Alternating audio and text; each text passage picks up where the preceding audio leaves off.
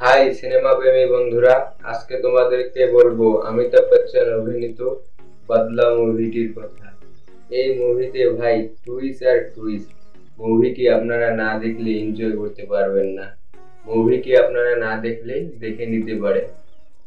मूर्ख होता है जो सिर्फ सच को ही जानता है और सच और झूठ के फर्क को नहीं जानता। क्या मैं वही चे देख रहा हूं जो तुमने मुझे दिखाया? মুভির গল্পটিতে দেখানো হয়েছে একজন বাবা মা তার ছেলে হারিয়ে যায় তার ছেলেকে খুঁজতে যেয়ে যা রহস্য উদ্ঘাটন করে তা ভাই ধারণার বাইরে।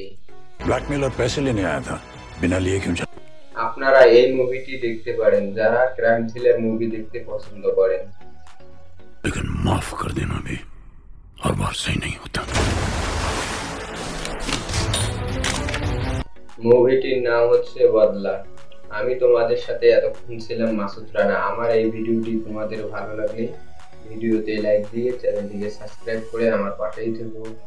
খোদা হাফেজ, পরবর্তী ভিডিওতে দেখা হবে।